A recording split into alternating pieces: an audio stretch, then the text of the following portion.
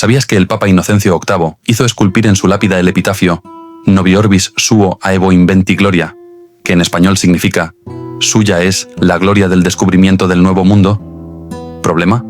Falleció en julio de 1492, mientras que la expedición castellana partió de España el 3 de agosto, tocando tierra el 12 de octubre. Algo que ha dado lugar a múltiples teorías cuanto menos inquietantes. De la misma manera, si Colón creía dirigirse a Asia, ¿por qué iban repletos ya de cuentas de vidrio, cascabeles y espejos? ¿Es que quizá no se dieron intercambios tan asimétricos como nos han contado? Antes de entrar en el relato de la preparación del viaje, me parece interesante tocar brevemente el mito de valor y precio como conceptos universales. Para 1492, un espejo de vidrio pulido era barato en Europa, porque espejos de vidrio con una capa metálica ya los fabricaban los romanos en el siglo I después de Cristo, aunque eran caros y pequeños. En el Caribe, sin embargo, apenas se usaban. No había tradición de espejos minerales. Para un taíno era un artefacto imposible de producir con su tecnología, que le permitía observar con nitidez su propio reflejo. ¿Y el oro?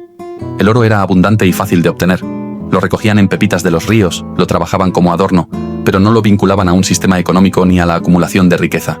Si hablamos de un cuchillo de hierro que eran objetos imposibles de fabricar con su tecnología, para ellos tenían un valor incalculable.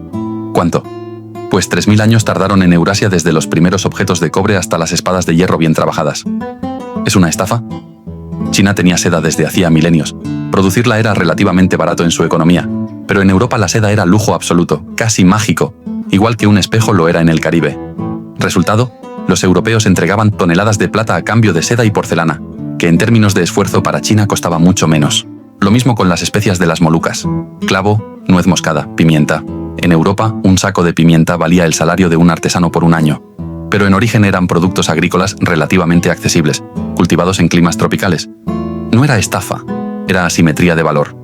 Lo que para uno es barato o común, para otro es un tesoro. Tienes el vídeo completo en el canal.